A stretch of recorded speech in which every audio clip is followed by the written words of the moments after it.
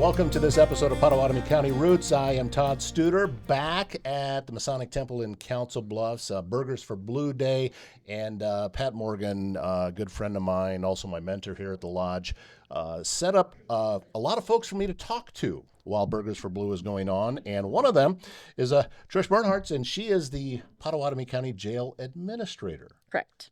Does all that go on your business card? Absolutely. So that's like a really long line. It's a really long line, yes. What does it mean? What is it that you do?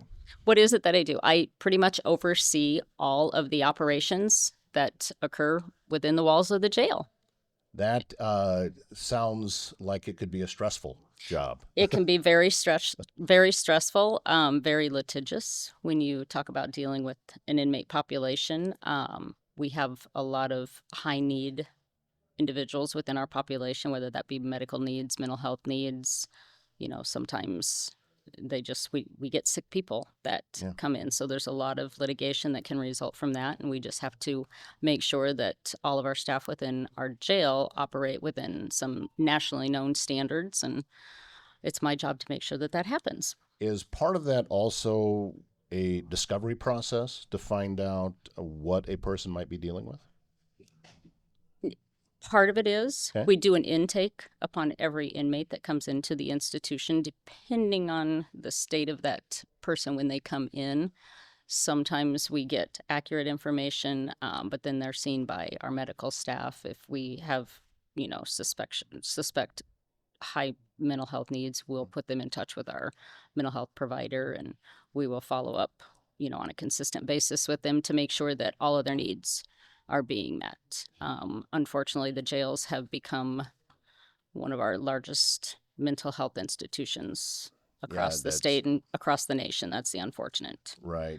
We've lost so many places where folks could go. Right. And that's been happening now for, I think, a couple of decades. Yeah. And this is the fallout from that. And now we Right. got folks like you who are, for no other way of doing it, you just have to pick up the slack. Yeah. We manage them the best we can. I mean, and for most of those folks, jail isn't the right place for them. Prisons are not the right place for them. They need to be in high care mental health facilities. We keep them safe during their stay with us.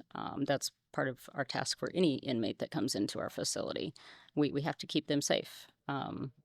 As a tax-paying member of society, it's our job. We take care of anybody that walks through our doors. How does a person find this as a career? Did you set out to do this, or did it just kind of find you? I actually started with the Pottawattamie County Jail when I was 18 years old. Really? Way back in 1988. And I am towards the end of my career. I'm working on 38 years with corrections. I left Pottawattamie County after a few years and went to the Nebraska Department of Corrections, and I left there about 4.5 years ago after about 32 years. So it's one of those things. I enjoy helping people, and I think that's what most of our staff come into the profession thinking, is they're there to make a difference, there to help somebody, just kind of, you mentioned the word mentor earlier. A lot of our staff mentor the inmates within our population. We never know what somebody's individual story is about. So you don't know when their trauma point happened. A lot of them have trauma points. We don't know when that happens for folks. So we don't know what made them take this step in life versus better decisions that could have led to better outcomes. But you just don't know. And until you take the time to sit down and have a conversation with folks, figure out what is making them make their decisions the way they are. And sometimes it's survival. Other times it's behavior. And they just never learned proper behavior. So I throughout my career, I've often said, I parent a lot of folks in, that are residents, right. Whether it was in the prison or in jail, you parent them. You guide them just like you do your own children. So, and you hope they make the good decisions. Primrose Retirement Community in Council Bluffs believes home should be a place of comfort, connection, and care. From personalized support to engaging daily activities, everything they do is designed to help residents live fully and confidently. At Primrose, that's their priority, to put the quality of their residents' care and daily needs at the top of their list each day and every day. It's not just about where you live, it's about how you live. Learn more about life at Primrose by going to primroseretirement.com and then contact Jamie Bush at Primrose and discover a place that truly puts people first. If you have a leak, a clogged drain, or even if you're planning a big remodel, Waldstein Plumbing in Council Bluffs has you covered. With fast, reliable service and expert craftsmanship, handling everything from small repairs to major installations. They're locally owned and trusted and take pride in doing the job right the first time.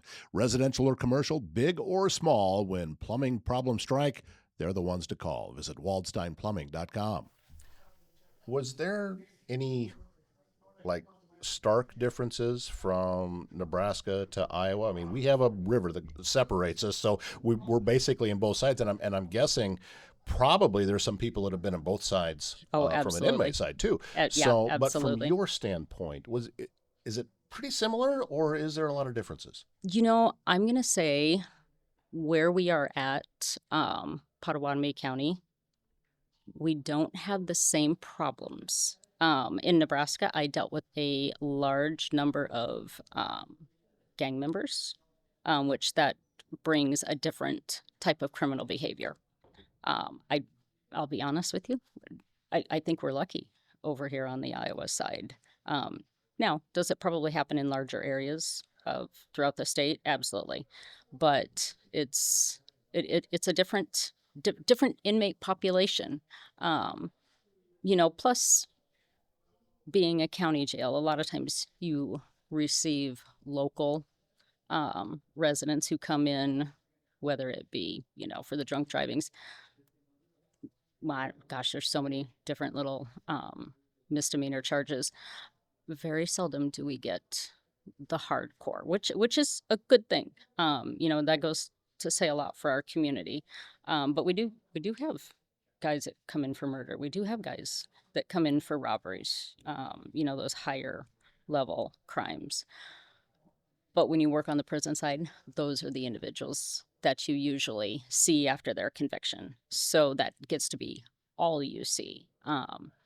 Sentencing inmates nowadays, you don't see folks coming into the prison systems for things like theft and burglary. They try and deter those individuals from going into the actual prison population because there's probably still a chance that their behavior can change. So you don't find a lot of your, I used to call them nuisance crimes, going into the prison systems. You'll find them in, whether it be probation or parole statuses, or they're in community type of sentencing programs. You have spent an entire career working in facilities that are designed to keep people in, and you're going into those facilities. Now, for me personally, it would be very, very difficult to not take on that energy and to be because I'm guessing you don't have a big airy office, and I mean, because everything is designed to be restrictive. How do you take care of your own self and your own mental health with that? Because it's got to be hard. It can be. And you have to take care of yourself. You have to know what your boundaries are. You have to know when enough is enough for yourself. You have to know when to take a break. You have to know when to take those steps back, take a big deep breath. And sometimes it's okay to walk away from situations. And sometimes it just means you need to take a day off. Take that vacation that you earn. Take the comp time that you earn. I will tell you, we've got some really dedicated staff at the jail. We pay really well for what they do, and they have a really good benefit package. And one of those benefit packages is they earn some decent vacation and leave. So they burn their vacation every year. They can't carry it over, and there's a purpose behind that, and that is so they have time to decompress, take that burden off of their shoulders, and go home and be with their families, because that's important. And, the other side of that is our families have to understand the stress that those folks are working under, just like law enforcement. They've got to have a supportive system in their home life. And if they don't, a lot of times you find that bond within your coworkers. All of our teams they're fairly tight teams, so they do a lot together. The families do a lot together. So that's what you do. You find your people. We just say, find your people and talk to them. And we have we have resources that we can refer to people to if we recognize that there's problems. So we always say family first. Finding the right care for a loved one can feel overwhelming. Assisted Living Locators is here to help. Jean Bonker brings more than 30 years of experience serving families and has personally navigated the challenges of elder care. She understands the questions, the emotions, and the weight of these decisions. Jean becomes your advocate, guiding you through options with clarity, compassion, and personal support every step of the way. Call Assisted Living Locators at 402-690-5467 and move forward with confidence. Are you in the market for stylish, locally curated fashion that's close to home? Visit Unique Boutique Iowa in Neola at 101 4th Street, your destination for trendy clothing, accessories, and distinctive gifts. Open on the weekends, Saturdays 10 to 2, Sundays 11 to 3. You can always shop online at shopubiowa.com. I wish that we had a lot of time to talk, Trish. I know you're pressed for time today. Absolutely. So I want to make sure that I honor that. But very grateful for just a little bit of time that we had. I'd love to sit down sometime and talk longer. Yeah, absolutely. And just learn get in more contact about what's going on. And because there's so many different layers of people out there working that most of us aren't even aware is going on. We are kind of the hidden side of law enforcement. People know the police are out there driving their cars around, but people don't know those folks that take care of their family when they come into the facilities. And we do just as important job as anybody else in the law enforcement world.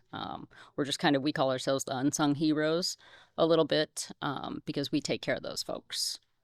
Well, thank under you. our care. Thank you for the work you do. Thank we you for appreciate being a part of this today. This is Trish Bernhards. She is the Pottawattamie County Jail Administrator, and we thank you for watching this episode of Pottawattamie County Routes. Please click like, click follow, click share, and that helps us spread this information out even further to folks in the area. And we are excited to be bringing you the next episode coming up very soon. My name's Todd Studer. We'll see you then.